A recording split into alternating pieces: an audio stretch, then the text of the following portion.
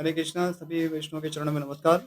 ओम अज्ञानतिमिरान्धस्य ज्ञानाञ्जनशलाकया चक्षुरुन्मीलितं येन तस्मै श्रीगुरवे नमः। श्रीचैतन्यमनोभीष्टं स्थापितं येन भूतले स्वयं रूपः कदा मह्यं ददाति स्वपदान्तिकम्। वाञ्छाकल्पतरुभ्यश्च कृपासिन्धुभ्य एव च पतितानां पावनेभ्यो वैष्णवेभ्यो नमो नमः। श्रीकृष्ण चैतन्य प्रभु नित्यानंद श्री अद्वैत गदाधर शिवासदि गौरभक्तवृंद। हरे कृष्ण कृष्ण कृष्ण हरे हरे हरे नाम राम राम हरे हरे। सभी वैष्णव का स्वागत है आज के महाभारत कथा में। आज पढ़ने वाले हम पंचमोध्याय सभा पर्व में। तो हमने वर्णन सुना किस प्रकार से मयासुर ने महाराज युधिष्ठिर की प्रसन्नता के लिए एक सभा भवन तैयार किया और उस सभा में कौन से जो ऋषि मुनि हैं, कौन कौन ऐसे महान क्षत्रिय राजा वहाँ पर उपस्थित रहते, उन सब का भी वर्णन हमने सुना। अभी आगे पढ़ेंगे। नारद जी का युधिष्ठिर की सभा में आगमन और प्रश्न के रूप में युधिष्ठिर को शिक्षा देना, ये बहुत ही इंपॉर्टेंट है। हम सभी के लिए एक्चुअली शिक्षा है, इसको ध्यान से सुनिए सभी। वैशंपायन जी कहते, जन्मेजय, एक दिन उस सभा में महात्मा पांडव अन्यान्य महापुरुषों तथा गंधर्वों आदि के साथ बैठे हुए थे। उसी समय वेद और उपनिषदों के ज्ञाता ऋषि, देवताओं द्वारा पूजित, इतिहास पुराण के मर्मज्ञ, पूर्व कल्प के बातों के विशेषज्ञ। अब ये सब मैं क्यों विस्तार से पढ़ रहा हूँ, क्योंकि ये सब नारद जी के विशेषण है, ध्यान से सुनिएगा ये सारे विशेषण। थोड़ा पहले से देता हूँ। उसी समय वेद और उपनिषदों के ज्ञाता ऋषि, देवताओं द्वारा पूजित, इतिहास पुराण के मर्मज्ञ, पूर्व कल्प के बातों के विशेषज्ञ, यानी कि जो पहले के कल्पों में जो घटनाएं हुई उनके भी विषय में जो जानते हैं, न्याय के विद्वान, न्याय जो है जो चतुर्दश विद्यास्थान बताए जाते हैं, कई बार षोडश विद्यास्थान कहते हैं, लेकिन अलग अलग क्लासिफिकेशन है। लेकिन चतुर्दश विद्यास्थानों में जो न्याय शास्त्र, वो भी एक विद्या का स्थान या विद्या स्रोत माना जाता है, तो उसके विद्वान है। उसके न्याय बेसिकली एक तर्क शास्त्र ही है। फिर धर्म के तत्व को जानने वाली, यानी कि धर्मज्ञ है, धर्मशास्त्रविद है। शिक्षा, कल्प, व्याकरण, निरुक्त, छंद और ज्योतिष, इन 6 अंगों के पंडितों में शिरोमणि। तो ये जो 6 चीज बताई गई, शिक्षा, कल्प, व्याकरण, निरुक्त, छंद, ज्योतिष, तो ये 6 है वेदांग, इसको वेदांग कहते हैं। तो इन वेदांगों को जानने वाले जो पंडित थे, उसमें भी वे शिरोमणि यानी सर्वश्रेष्ठ प्रकार से वो ज्ञान रखते हैं। फिर है थोड़े अभी टेक्निकल शब्द आएंगे, उसको यहाँ समझाया गया है, हम समझने का प्रयास करेंगे। ऐक्य, संयोग, नानात्व और समवाय के ज्ञान में विशारद। तो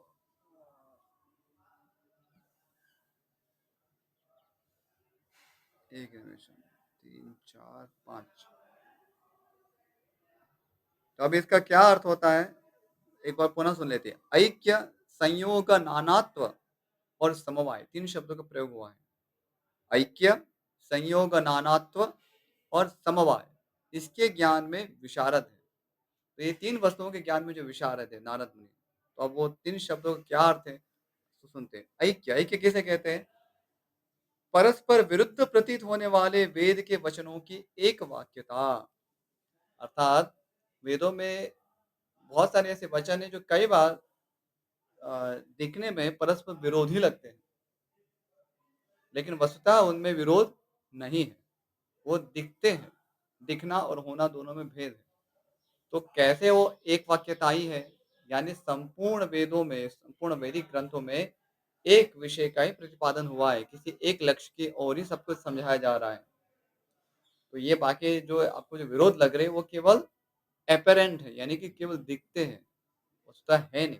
तो नारद मुनि है तो उन सारे वाक्यों को किस प्रकार से वो जुड़े हुए हैं, इसको वो जानते हैं। तो इस ऐक्य सिद्धांत को अच्छी तरह वे समझते हैं, यानी कि वो किसी को भी समझा सकते हैं कि भाई इसका वास्तविक वैदिक शास्त्र में जो कोई भी वचन है तो उसका क्या मर्म है, क्या तात्पर्य है।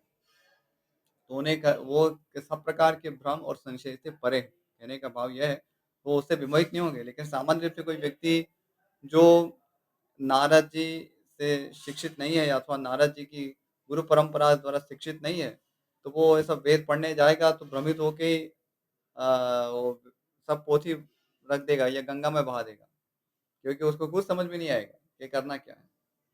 तो उसमें वो एक वाक्यता नहीं देख पाएगा कि सभी वस्तुतः कोई वचन विरोधी नहीं है, सबका तालमेल है, लेकिन कैसे अलग-अलग अधिकारी के लिए, अलग-अलग स्तर के लिए अलग-अलग वचन दिए गए हैं और कैसे सभी एक ही गोल की ओर, एक ही लक्ष्य की ओर सब इंगित करते हैं। नारद जी इसमें इस एक वाक्यता में, वेदों के वचनों की एक वाक्यता में निपुण है। दूसरा शब्द था संयोग नानात्व। तो बताया है, एक में मिले हुए वचनों को प्रयोग के अनुसार अलग-अलग करना। अब ये थोड़ा टेक्निकल है, मुझे भी इसका ज्ञान नहीं है, तो मैं इस पे कमेंट करना नहीं चाहूँगा। फिर 5वाँ है समवाय। समवाय का यहाँ अर्थ दिया है, यज्ञ के अनेक कर्मों के एक साथ उपस्थित होने पर अधिकार के अनुसार यजमान के साथ कर्म का जो संबंध होता है, उसका नाम समवाय है। अब ये भी थोड़ा टेक्निकल विषय है, यज्ञ संबंधी है, तो जिसमें हमारा प्रवेश नहीं, तो उसमें कमेंट नहीं करेंगे। सार रूप में नारद जी सारे विषयों को अच्छी भली-भाँति जानते हैं। आगे, नारद जी की विशेषण सुनिए। प्रगल्भ वक्ता यानी कि बहुत ही गंभीर वक्ता है और बहुत ही विशद रूप से वर्णन कर सकते हैं। वो जब वक्तव्य करते हैं तो सुनने योग्य होता है।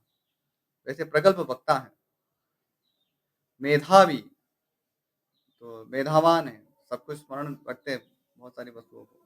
स्मरण शक्ति संपन्न, तो स्मरण शक्ति तो है लेकिन मेधा यानी कि उसमें एक प्रकार की जो बुद्धि है जिससे वो सब कुछ विषयों को समझ सकते हैं, विश्लेषण कर सकते हैं। तो इस प्रकार की जो बुद्धि है वो उसे मेधा कहते हैं। और स्मरण शक्ति संपन्न होना उस मेधा का एक उसका अंश है। आगे, नीतिज्ञ यानी कि सब प्रकार की नीतियों को जानते हैं, चाहे वो राजनीति है, चाहे वो अ, परिवार के स्तर पे जो नीति है, पारिवारिक संबंधों में जिस नीति का प्रयोग होता है, अथवा जो सामाजिक जो नीति है, सारे अ, समस्त नीति शास्त्र को वो अच्छी तरह जानते हैं।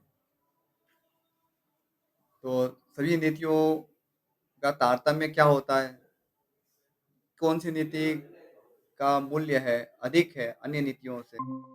यानी कि क्योंकि नीति जो होती है यानी कि एक प्रकार से आपको ले जाती है। जैसे नी यानी नी नए धातु से है। ने या जैसे नेता शब्द है वो भी नी नए धातु से ही है। उसका जो रूट फॉर्म है वो नी यानी कि ले जाना। तो नेता जैसे ले जाता है वैसे नीति क्या है? आपको एक जगह से दूसरी जगह ले जाती है, यानी आपको दिशा देती है। तो अभी ऐसे बहुत सारे उपदेश होंगे शास्त्र में जो आपको मार्गदर्शन करते हैं। तो उसमें भी कई बार आपको भ्रम हो सकता है कि कौन-सी नीति का पालन करें? तो नारद मुनि है वे इन संपूर्ण नीतियों में विशेषज्ञ है। तो सबके तारतम्य को भी जानते हैं कि किस समय किस नीति का उपयोग समुचित होगा। आगे, त्रिकालदर्शी, तो सभी तीनों काल की ज्ञाता है।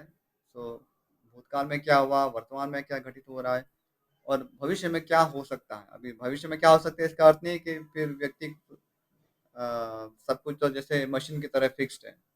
तो हम जो क्या करने वाले हैं वो नारद जी कैसे ज्ञात कर सकते हैं? तो ऐसा इसका अभिप्राय नहीं है। तो सामान्य रूप से जो कुछ ऐसी घटनाएँ होती हैं जो होनी ही है। जैसे आप देखेंगे ज्योतिष में आपको पहले से ही भावी घटनाओं के विषय में संकेत दिया जाता है। अ, तो ऐसी कुछ घटनाएँ तो आपको ज्ञात है और व्यक्ति के आचरण से भी समझ में आता है कि व्यक्ति आगे क्या निर्णय कर सकता है। तो ये भी समझ में आता है और कुछ लोगों का जैसे प्रारब्ध होता है वो तो जब होना ही है तो होके रहेगा। तो वो कर्म का सिद्धांत जो अच्छी तरह जानते हैं वही त्रिकालज्ञ होते हैं। तो वो अच्छी तरह समझ सकते हैं कि इस कर्म के सिद्धांत पे आगे व्यक्ति आगे बढ़ रहा है, तो क्या रिएक्शन देगा, उसकी क्या गति होगी। और दूसरा जो भक्ति मार्ग पर स्थित है, साधक है, तो उसमें निसंदेह उसमें कुछ वो क्योंकि साधना का बल होता है, तो प्रारब्ध के बल को भी वो नष्ट करता है। तो उसके भी जानकार है। इसलिए ऐसा नहीं है कि हमारी साधना का बल उसमें शून्य होता है। नहीं तो फिर साधना हम क्यों कर रहे हैं? सो निसंदेह हमारे जो भी अ, पूर्व संचित कर्मों के अनुसार कुछ हमें अ, लाभ-हानि प्राप्त होंगे, लेकिन उसमें किस प्रकार से हम आगे बढ़ सकें, कैसे हम परिस्थितियों को अनुकूल कर सकें और उसमें भी भक्ति में स्थिर रह सकें, तो उसके लिए हम साधना करते हैं। तो उससे ऐसा नहीं है कि सब कुछ पहले से निश्चित है कि आप भक्ति में आगे बढ़ पाएँगे या नहीं बढ़ पाएँगे या वैकुंठ जाएँगे, नहीं जाएँगे, तो सब कुछ निश्चित इस प्रकार से नहीं होता। तो मोटा-मोटी चीज़ें तो निश्चित होती है और जो कर्म तत्व को अच्छी तरह जानते हैं कर्म के सिद्धांत को, तो वो आसानी से विश्लेषण करके वो समझ सकते हैं कि इसकी गति क्या होगी। क्योंकि जैसे आप लोग जैसे बिज़नेस में भी लोग अ, एक्स्ट्रापोलेट करके देखते हैं ना, क्योंकि वो उनका एक्सपीरियंस होता है, जो बिज़नेस एनालिस्ट होते हैं, वो क्या करते हैं, उनको पता है कि जब इस प्रकार का जब चलता है, तो इस प्रकार का जब ट्रेंड चल रहा है और क जब भी ऐसा हुआ है, तो उसका रिज़ल्ट ये आया है, आउटकम ये पहुँचता है। तो इसी प्रकार से जो वस्तुतः कर्म के सिद्धांत को अच्छी तरह समझते हैं, जो देख सकते हैं, भूतकाल, और वर्तमान को भी देख सकते हैं, भविष्य तक को देख सकते हैं, यानी इतनी सूक्ष्म दृष्टि है कि कौन-सा कर्म करेगा तो वो क्या गति को प्राप्त होगा। जिनके पास ऐसा एक्सेस है, सो उनको त्रिकालज्ञ कहते हैं। नारद मुनि ऐसे त्रिकालज्ञ हैं। आगे, अपर ब्रह्म और परब्रह्म को विभाग पूर्वक जानने वाले, यानी एक जो जीव है, वो अपर ब्रह्म है और परब्रह्म यानी भगवान श्री कृष्ण। तो दोनों के भेद को जानते हैं, तो दोनों एक नहीं है। यद्यपि ब्रह्म शब्द से जीव और ईश्वर दोनों को ही इंगित किया जाता है, लेकिन जहाँ पर परब्रह्म की बात होती है अथवा केवल ब्रह्म शब्द का प्रयोग हुआ है, लेकिन कॉन्टेक्स्ट यदि वो इंगित करता है उस परब्रह्म की ओर, तो वो परब्रह्म ही उसमें ग्रहण किया जाता है। तो शास्त्र में इस प्रकार से देख पाना कि कहाँ अ, कौन से वचन है जो ब्रह्म ऑर्डिनरी जीवा जो है उसको इंगित करते हैं और कौन से वचन जो परब्रह्म को इंगित करते हैं। तो ये सारे जो विषय है, वो नारद मुनि अच्छी तरह जानते हैं। प्रमाणों द्वारा एक निश्चित सिद्धांत पर पहुँचे हुए, तो वो उनको निष्कर्ष पता है। अलग-अलग प्रमाणों के विषय में जानते हैं। तो शब्द प्रमाण जो है, वो हमारे लिए परम प्रमाण है। जैसे प्रत्यक्ष प्रमाण होता है, अनुमान प्रमाण होता है, वैसे ही शब्द प्रमाण होता है। 3 मुख्य रूप से प्रमाण होते हैं। तो प्रत्यक्ष यानी कि जो आँखों देखते हैं उसको प्रमाण के रूप में प्रमाण अर्थात ये प्रूफ है। और अनुमान यानी कि अपने तर्क से हम अनुमान लगाते हैं। हम स्पेकुलेट करते हैं, गेस करते हैं कि क्या होगा, ऐसा हो सकता है। कहीं पर आपको धुआँ दिखता है तो आप अनुमान लगाते हैं कि वहाँ अग्नि होनी चाहिए, आग जल रही होगी। कहीं दुर्गंध आती है तो लगता है कि यहाँ से कुछ सड़ा हुआ होगा। इस प्रकार से उसको अनुमान कहते हैं। और शब्द यानी कि जो वैदिक ग्रंथ है, जो भगवान के द्वारा गुरु शिष्य परंपरा में हमारे पास पहुँचे हैं, तो वो जो शब्द प्रमाण है, तो इन सभी प्रमाणों को वो अच्छी तरह जानते हैं। और इसलिए सही निष्कर्ष तक वो पहुँचे हुए हैं। इसलिए उन्हें हमारी तरह जैसे नहीं कि यदि कोई कोई प्रत्यक्ष में यदि मान लीजिए कुछ भ्रम सूचक हमें लगे कहीं चलो हम अंधे हो गए हैं अथवा हमें कुछ दिख नहीं रहा है अथवा धूमिल दिख रहा है, कुछ भी यदि ऐसा हो तो उसके कारण अ, हमारी जो अंडरस्टैंडिंग जो बनती है तो वैसे नारद मुनि की नहीं होगी। क्योंकि वे जानते हैं प्रमाण के आधार पर कि वस्तुतः सत्य क्या है। तो अ, हमारे जीवन में ऐसे कई प्रकार से ऐसे प्रसंग उपस्थित होते हैं, जहाँ पर हमारे अ, सिद्धांत को कितना हम हृदयंगम किए हुए, समझे हुए, शास्त्र में कितनी हमारी श्रद्धा है, उसकी परीक्षा होती है। तो कई बार तो हम ऐसे तोते की तरह बोलते हैं कि हाँ अ, अच्छे कर्म किए उसको अच्छी गति है, बुरे कर्म किए उसकी बुरी गति होती है। लेकिन जब वो हमारे साथ होता है तब हम तो सब हिल जाते हैं। उसको फिर अच्छी तरह से देख नहीं पाते प्रॉपर कॉन्टेक्स्ट में। फिर हम सोचते हैं हम तो भक्ति कर रहे हैं, हमारे साथ ऐसा हो रहा है या जो इतना अच्छा आदमी है उसके साथ ऐसा क्यों होता है? तो इसलिए हम भ्रमित हो जाते हैं। पर वो हम भूल जाते हैं कि कर्म के सिद्धांत तो हम तो बोल रहे थे, क्योंकि एक जन्म का विषय नहीं है तो अनेक-अनेक जन्मों का उसमें हिसाब होता है ना?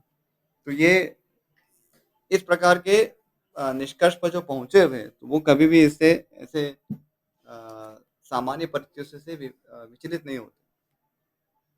तो जो वस्तुतः जो सभी प्रमाणों में जो शब्द प्रमाण है, वैदिक प्रमाण जो है, वैदिक शास्त्र के रूपी जो प्रमाण है, उसमें उनकी दृढ़ निष्ठा है। आगे पंचा पंचावव पंचावयवयुक्त वाक्य के गुण दोष को जानने वाले।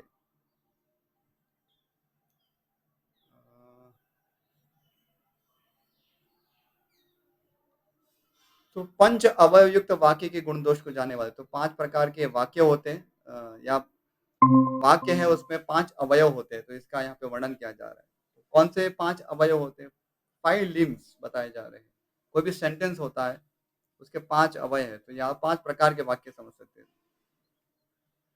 तो उसका यहाँ पर वर्णन किया जा रहा है, सुनिए।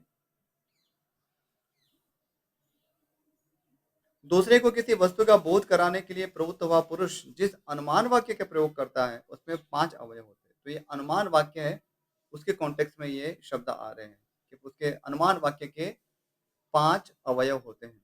जो क्या है? प्रतिज्ञा, हेतु, उदाहरण, उपनय और निगमन। अब ये थोड़ी शास्त्र के शब्द है, थोड़ा धैर्य रखें, हम उसको पढ़ेंगे, एक-एक करके उसको समझेंगे। ठीक है? तो किसी को समझाने के लिए हम एक अनुमान लगाते हैं कि देखो ऐसा है, तो इसलिए ऐसा होना चाहिए।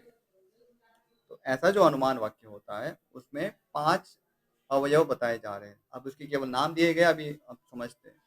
तो नाम पहले सुन लीजिए पुनः एक बार। प्रतिज्ञा, हेतु, उदाहरण, उपनय और निगमन। तो अभी इसका परिचय पाएंगे। अभी आगे वर्णन करें। जैसे किसी ने कहा, इस पर्वत पर आग है, यह वाक्य प्रतिज्ञा है। तो अभी अनुमान वाक्य है ना। अब किसी को अनुमान से हम समझा रहे हैं कि वहां पर वहां पर कुछ धुआं चल रहा है, तो वहां पर अग्नि होगी, ऐसा। तो एक ऐसा एक दृश्य है, इसकी कल्पना कीजिए। तो इस पर्वत पर आग है, तो ये वाक्य जो है उसको कहते हैं, यह वाक्य प्रतिज्ञा है। यदि एकदम से समझ में नहीं भी आता तो भी कोई घबराने की जरूरत नहीं है। हम एक बार पूरा पढ़ लेंगे, उसके बाद से पूरा दृश्य मोटा मोटा समझ में आ जाएगा। आगे बता रहे, क्योंकि वहां धूम है, यह हेतु है। अब इस पर्वत पे आग है, तो यानी कि एक प्रकार से जो प्रतिज्ञा है, हम समझे एक प्रकार से हम जैसे एक कंक्लूजन दे रहे हैं कि there is fire on this mountain, यानी तो वो प्रतिज्ञा वाक्य है। उस शब्दों को इस ज़्यादा उसमें गहराई में मत जाइए, लेकिन उसे समझिए कि क्या कहना चाह रहे हैं। और क्योंकि वहाँ धूम है, यह हेतु है। हेतु यानी कि उसका रीज़निंग है। एक कंक्लूजन हुआ, दूसरा हुआ उसका रीज़निंग है। तो क्योंकि वहाँ धूम है, क्योंकि वहाँ धुआँ दिख रहा है, इसलिए इस पर्वत पर आग है। तो इस पर्वत पे आग, ये निष्कर्ष हमने अनुमान लगाया। तो एक प्रकार से हमने कंक्लूजन दिया। दूसरा है, इसका रीज़निंग दिया कि क्योंकि वहाँ धूम है, वो हेतु है। ठीक है? फिर आगे, जैसे रसोई घर में धुआं दिखने पर वहां आग देखी जाती है, यह दृष्टांत ही उदाहरण है। तो अभी कोई अ, इस निष्कर्ष को बताने के लिए कि पर्वत पे आग है, उसके लिए यदि कोई उदाहरण प्रस्तुत करे, भाई देखो, क्योंकि वहां धुआं दिख रहा है ना, इसलिए आग है। क्यों? क्योंकि भाई देखो ना, रसोई घर में भी तो जहां पर हम धुआं जहां उठता है, तो वहां आग होती ही है। तो जब कोई ऐसा एग्जाम्पल दे रहा है, तो वो हुआ उदाहरण। तो वो अनुमान वाक्य में इस उदाहरण का प्रयोग हुआ। फिर आगे है, चूंकि इस पर्वत पर धुआं दिखाई देता है, हेतु के इस उपलब्धि का नाम उपनय है। तो ये थोड़ा और हल्का सा इसमें सूक्ष्म विषय है, लेकिन ज्यादा इतना भी कठिन नहीं है। चूंकि इस पर्वत पर धुआं दिखाई देता है, तो ये उपनयन जो है, उपनय इसको कहते हैं, क्योंकि वो उस निकट जा रहा है, उस निष्कर्ष की ओर जा रहा है। चूंकि इस पर्वत पर धुआं दिखाई देता है, इसलिए पर्वत पे आग है। तो निष्कर्ष के लिए फिर रीजन दिया, क्योंकि वहां धूम है, तो वो हेतु वहां। लेकिन अभी बता रहे, चूंकि इस पर्वत पर धुआं दिखाई दे रहा है, जो अभी कनेक्ट कर रहे हैं, क्योंकि जहाँ धुआँ वहाँ अग्नि होती है तो हेतु हुआ। लेकिन इस पर्वत यानी उसको कनेक्ट कर रहे हैं कि धुआँ जो है इस पर्वत पर देखा जा रहा है। इसलिए इसको बोलते हैं उपनयन, ठीक है? इसलिए वहाँ आग है, यह निश्चय ही निगमन है। तो अभी एक फाइनल कंक्लूजन जो है कि इसलिए वहाँ आग है, वो अभी आपका कंक्लूडिंग रिमार्क जैसे हो गया। ओके, तो इस लास्ट वाला जो पार्ट था उसको निगमन कहते हैं। तो इस वाक्य में अनुकूल तर्क का होना गुण है और प्रतिकूल तर्क का होना दोष है। तो अभी क्यों ये चर्चा कर रहे हैं हम? क्योंकि नारद जी की ये विशेषता है। तो क्या बताया कि पंच अवययुक्त वाक्य के गुण दोष को जानने वाले। अब ये जो 5 अवयव है वो अनुमान अनुमान जब भी हम करते हैं, तब ये 5 अवयव उसमें देखे जाते हैं। तो अनुमान भी ऐसे नहीं कि कुछ भी मन में आ गया, कुछ भी हम बोल दिए। हम तो कुछ भी स्पेकुलेट कर लेते हैं। ऐसा नहीं, अनुमान है उसका रीज़निंग होता है। अनुमान कोई ऐसे नहीं करता, अरे लगता है होना चाहिए। मुझे तो लगता है बस ये होना चाहिए। इस प्रकार से वो लगने के पीछे आपको क्या रीज़निंग है, वो आपको बोलना पड़ेगा, तब जाके वो अनुमान होता है। ठीक है? तो तो ऐसा जब हम अनुमान करते हैं तो उसमें वो जो तर्क देते हैं, तो उसमें जो गुण देखा जाता है, गुण है। उसमें यदि कोई त्रुटि हो रही है तो उसको दोष कहते हैं। यदि आप अच्छी तरह से रीज़निंग नहीं दे रहे, तो वो दोष माना जाएगा। तो नारद जी हैं ऐसे तर्क तर्क के गुण और दोष को जानते हैं। सार रूप में कोई भी आप तर्क करते हैं, अनुमान के लिए आपको तर्क करना ही पड़ता है। तो उसके लिए कौन-सा जो तर्क है वो गुणयुक्त है, कौन-सा तर्क जिसमें दोष होता है, तो वो अच्छी तरह से जानते हैं।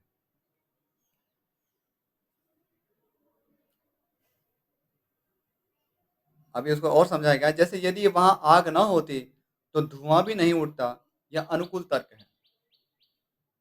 थोड़ा शांति से, क्योंकि ये न्याय का विषय है, तो तर्कशास्त्र है तो हमें इससे तो कभी बार इसका एक्सपोज़र भी होना चाहिए ताकि समझ में आए कि कितना प्रकांड पांडित्य होता है शास्त्र पढ़ने में। तो हमारे एक स्टेटमेंट के लिए भी कितना उसमें बाल की खाल निकालनी पड़ती है। तो ऐसा ही नहीं है कि सबको कुछ पता नहीं, अरे ये सब तो मिथोलॉजी है, बस ये तो काल्पनिक कथाएँ हैं, क्या है, पढ़ो तो भी ठीक, ना पढ़ो तो भी ठीक, ऐसा नहीं है। इसको समझने के लिए विद्वानों ने कितना प्रयास किया है। तो और समझा रहे कि जैसे या यदि वहाँ आग ना होती, तो धुआँ भी नहीं उठता। तो ये रीज़निंग सही है, क्योंकि यदि धुआँ हम देखते ही नहीं, तो आग का अनुमान ही कैसा होता? सॉरी, मैंने विपरीत कहा, क्षमा करें। यदि वहाँ आग ना होती तो धुआँ भी नहीं उठता। तो आग है इसलिए धुआँ का अस्तित्व दिख रहा है वहाँ। इसलिए जब दूर से धुआँ दिख रहा है, इसलिए हम आग की कल्पना कर पा रहे हैं। समझ रहे हैं? थोड़ा कठिन हो सकता है, यदि आप ध्यान नहीं देंगे तो सिर के ऊपर चला जाएगा। क्योंकि धुआँ का सोर्स क्या है? आग है। आग यदि वहाँ नहीं होती, तो धुआँ उठता नहीं, और चूँकि वहाँ धुआँ हमें दिख रहा है, इसलिए वहाँ पर आग होनी चाहिए। ये निष्कर्ष है। अब ये अनुकूल तर्क हुआ। अब कौन-सा तर्क होगा जो अनुकूल नहीं होगा, इसके विषय में भी समझा रहे हैं।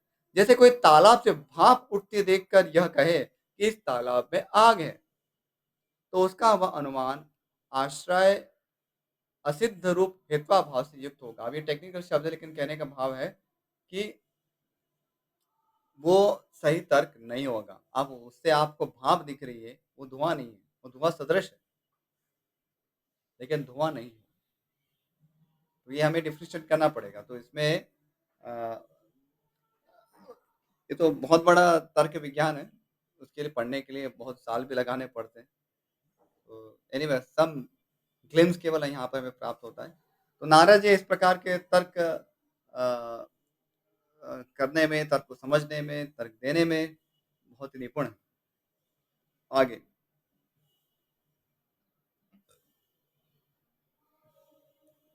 बृहस्पति जैसे वक्ता के साथ भी उत्तर प्रत्युत्तर करने में समर्थ। बृहस्पति जो देवताओं के गुरु माने जाते हैं, और केवल माने नहीं जाते, वो हैं। और बृहस्पति इतनी ख्याति है क्योंकि वे ज्ञान के महासागर हैं। तो उनके साथ भी यहाँ कहा जा रहा है कि उत्तर प्रत्युत्तर करने में समर्थ है। वैसे देखा जाए तो नारद मुनि तो बहुत उनसे वरिष्ठ है, ब्रह्मपुत्र है। तो बृहस्पति जो है वो अंगिरा के पुत्र हैं, जहाँ तक मुझे स्मरण है, अंगिरा पुत्र हैं। अंगिरा जो कि वो भी ब्रह्मपुत्र हैं। तो एक प्रकार से देखें तो नारद मुनि उनसे मतलब उनके पिता तुल्य हैं बृहस्पति के लिए। पर बृहस्पति विशेष रूप से उनकी पदवी के अनुसार, उनके ज्ञान के कारण बहुत प्रसिद्ध हैं। तो नारद मुनि ने में इतनी विशेषता है कि वो विरक्त है, लेकिन इतना ज्ञान है कि वो सभी से इतने ज्ञान में जो बढ़े-चढ़े माने जाते हैं बृहस्पति, उनसे भी वे अ, उत्तर प्रत्युत्तर करते हैं, कर सकते हैं। तो अब ऐसे विद्वानों से मिलने के लिए भी कुछ योग्यता होती है। हम सोचते हैं कि बस हमें तो पहले विद्वान होने का स्पेलिंग भी पता नहीं होता है और हम सोचते हैं चलो ठीक है, इसकी क्या ज़रूरत है। तो हमको वस्तुतः उसका कोई भी वैल्यू नहीं पता।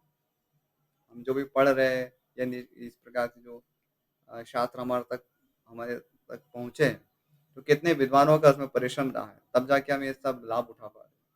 तो उन्होंने ये सब इसमें शास्त्रों का गहन अध्ययन नहीं किया होता, इसकी रक्षा नहीं की होती, तो हमारे पास कैसे पहुँचता? तो कितना हमें कृतज्ञ होना चाहिए कि ये अभी भी हमारे इस डिग्रेडेड कलयुग में भी हमें ये ज्ञान पहुँच पा रहा है और इतने सारे विस्तार के साथ। आगे, धर्म, अर्थ, काम और मोक्ष चारों पुरुषार्थों के संबंध में यथार्थ निश्चय रखने वाले तथा इन संपूर्ण 14 भुवनों को ऊपर, नीचे और तिरछे सब ओर से प्रत्यक्ष देखने वाले। तो धर्म, अर्थ, काम, मोक्ष सभी को अच्छी तरह जानते हैं कि किसका क्या कितना स्थान है। कई बार हम कन्फ्यूज़ हो जाते हैं, कई तो धर्मों में लगे रहते हैं और कभी भी अ, अर्थ के विषय में नहीं सोचते, या तो अर्थ और काम में लिप्त हो जाते हैं, धर्मों को त्याग देते हैं। और कई धर्म, अर्थ, काम में लगे तो रहते हैं, लेकिन मोक्ष की अवहेलना कर देते हैं।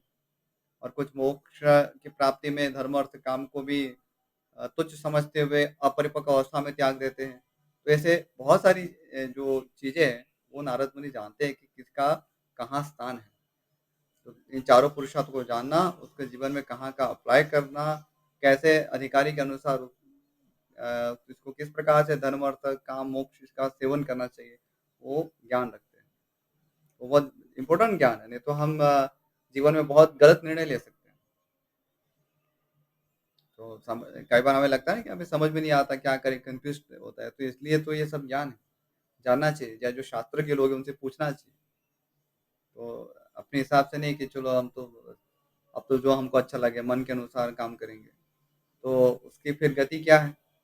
यह शास्त्रमिति मुत्सृज्य वर्तते कामकारतः न स सिद्धिम अवाप्नोति न न सुखम न पराम गति। तो कोई सिद्धि प्राप्त नहीं होती, कोई सफलता नहीं मिलती और कोई सुख या परम गति प्राप्त नहीं होती।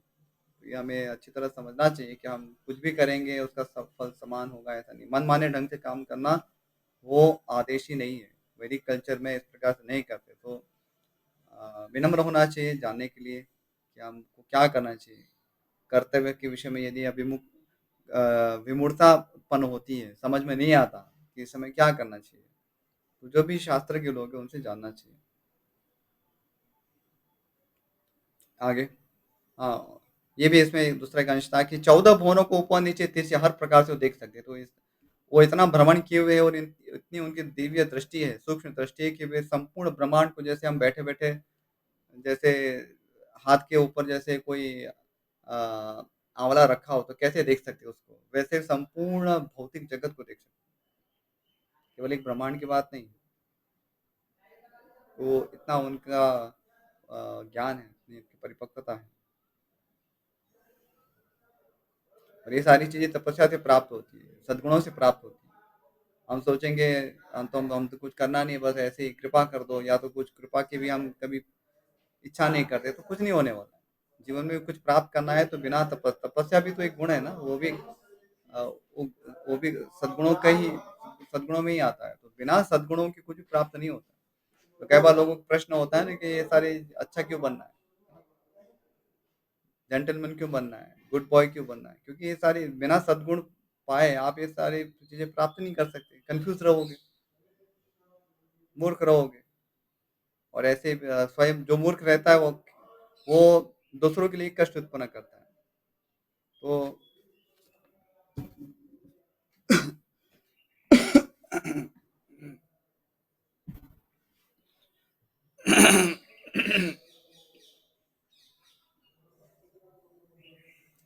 तो मूर्खता एक बहुत बड़ा अभिशाप है क्योंकि उसमें अ, जो दर्द होता है वो दूसरों को भोगना पड़ता है। जो मूर्ख व्यक्ति होता है, वो पता नहीं स्वयं तो कितना इससे पीड़ित होता हो, लेकिन दूसरों के लिए तो बहुत ही पीड़ा होती है। तो वस्तुतः यदि हम ज्ञान का अनुशीलन नहीं करते तो हम हमारे आस-पास सभी लोगों पर हम अ, अपकार करते हैं या अहित करते हैं। तो हम वस्तुतः लोगों को कष्ट पहुँचाते हैं। तो इग्नोरेंस में रहना, वो स्वयं को भी पीड़ा देना है, दूसरों को भी पीड़ा देना है, यानी हिंसा करना है। इसलिए कहा जाता है कि ज्ञान का अनुशीलन करें, नहीं तो आप ऐसे अज्ञानता में सबके प्रति हिंसा करते रहोगे। अब यदि कोई कहे कि मैं तो कुछ करता ही नहीं हूँ, ज्ञान ना अज्ञान बस ऐसा हो ही नहीं सकता। आप यदि ज्ञान का अनुसरण नहीं करें तो अज्ञानता में आप जाएँगे, आप कोई पत्थर थोड़ी ना हैं, जो खाली बैठे रहोगे। तो आपके पास ऑप्शन नहीं है, यानी हम सभी के पास कोई ऑप्शन नहीं है। या तो हम ज्ञान का अनुसरण करें और अपने आप को एलिवेट करें, दूसरों की भी हेल्प करें, अथवा तो फिर अज्ञान के गर्त में पड़े रहें और स्वयं भी गिरें और दूसरों को भी गिराएँ। वस्तुतः यदि हम सभी से प्रेम करते हैं, अपने परिजनों से प्रेम करते हैं, तो हमें उनको श्रेष्ठ वस्तु देनी चाहिए, वही ज्ञान है। और भगवत भक्ति का विज्ञान है, जो वस्तुतः सर्वश्रेष्ठतम ज्ञान है। अस्तु आगे, तो बहुत विस्तार है, क्या करें समय भी हो गया है। तो ऐसा करते यहीं पर विराम करते हैं क्योंकि फिर नारद जी की तो बहुत सारे गुण हैं, बहुत सारी विशेषताएँ हैं, थोड़ा धैर्य से पढ़ेंगे, तो हम समझ में आएगा कि नारद जी कौन हैं। कई बार जो हम चलचित्रों में देखते हैं, नारद जी को जैसे कोई एक विदूषक के रूप में दिखाते हैं या कोई जैसे कलह करवाने वाले व्यक्ति के रूप में दिखाते हैं, तो वो अनादर है। नारद मुनि महान ज्ञानी हमारे संप्रदाय के आचार्य हैं। तो इसलिए उनका इनकी अवहेलना नहीं होनी चाहिए, तो समझना हो चाहिए कि नारद होते कौन हैं? कौन है वो? अच्छा तो यहीं विराम करते हैं, यदि इस विषय में कोई प्रश्न हो, तो आप पूछ सकते हैं। अ, मैं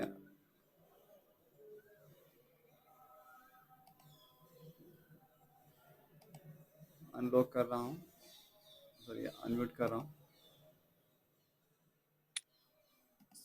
कृष्णा। और सभी से निवेदन भी है कि आप लोग अपने जो भी दूसरे जो परिजन हैं, जो भी इच्छुक हैं, उनको भी आप शेयर कीजिए कि इस प्रकार की कक्षाएँ होती है। लाइव सुनना चाहे तो लाइव है अथवा जो यूट्यूब चैनल पे है तो उसको भी आप देख सकते हैं। लेकिन आप इनको शेयर कीजिए। यदि आपको लगता है कि ये इम्पोर्टेंट चीज़ है, तो ये कोई सेल्फ प्रमोशन की बात नहीं है। हमने कोई इस प्रकार से उसमें कोई मिर्च मसाला नहीं डाला हुआ है कि जिससे अ, हमें उसे कुछ से प्रमोट करना है। हम तो किसी से शुल्क भी नहीं लेते। तो अ, एक शास्त्र प्रचार का कार्य है, धर्म प्रचार का कार्य है, सबका हित होगा और वस्तुतः आपको भी इसका क्रेडिट मिलेगा। तो हम ये शिक्षा जो यदि हम समझते हैं और यदि हम नहीं फैला रहे हैं, तो वस्तुतः हम समझ ही नहीं रहे। तो ये एक समझने की बात है। यदि हम उसको वैल्यू करते हैं, तो हम क्यों नहीं शेयर करेंगे? यदि आपको मिला मान लीजिए आपके पास अ, आपके पास रत्न कोई दे रहा है और उसके विषय में ऐसा है कि आप जितना बाँटेंगे उतना आपका रत्न में बढ़ता जाएगा। आपका रत्न भंडार बढ़ जाएगा। तो कितना आपको हर्ष होगा बाँटने में। तो ये विद्या ऐसी है और हमें कंजूस रहना क्यों है? हमें बाँटना चाहिए। जी, विदग्ध प्रभु आप कुछ बीच में कह रहे थे?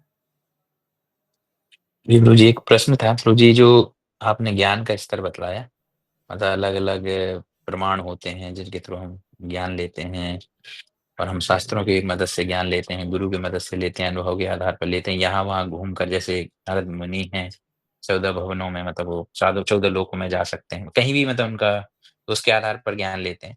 गुरु जी और एक ऐसा भी बोला नहीं, जाता वो है घूम कि के हम मतलब ऐसे घूम के वो ज्ञान लेने के लिए ऐसे नहीं घूमते।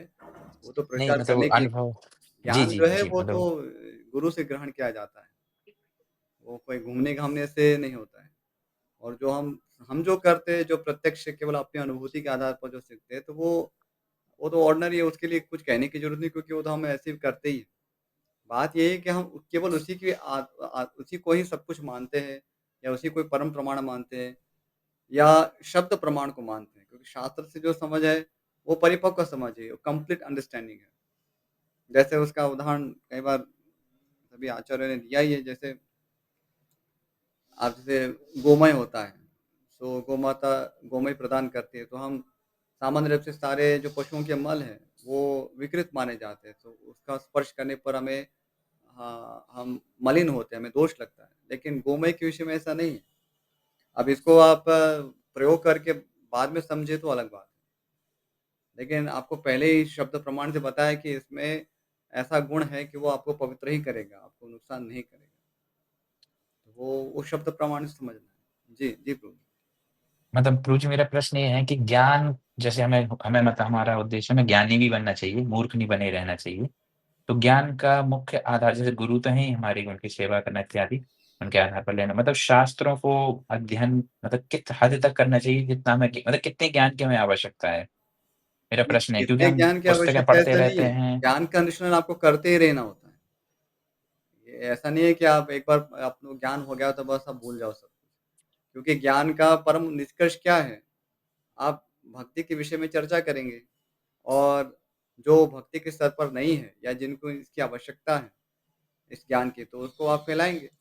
तो आप कभी भी ऐसा जीवन में समय आएगा नहीं कि आप ज्ञान का अनुशीलन नहीं कर रहे होंगे। क्योंकि जीव का भी तो स्वभाव है ना, सच्चिद आनंद है। ज्ञान सच यानी कि इटर्नल, चित यानी कि ज्ञानमय।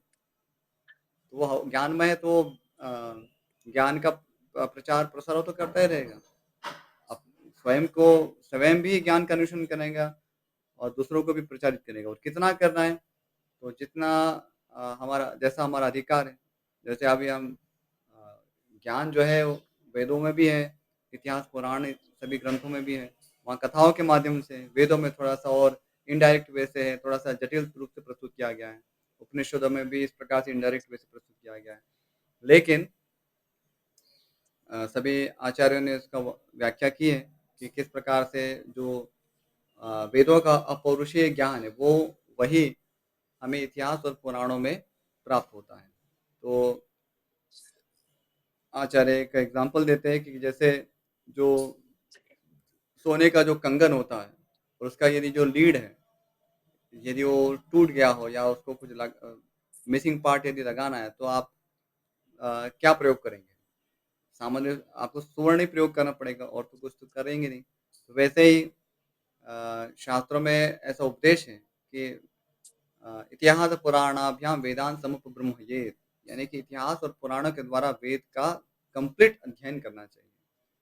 तो अ, वेद भी ये कहते हैं कि जो इतिहास पुराण नहीं पढ़ते और केवल मुझको ही पढ़ते हैं, तो वस्तुतः मुझ पे वो प्रहार करते हैं, क्योंकि मुझे भय है कि ये कहीं मुझे गलत ना समझ लें।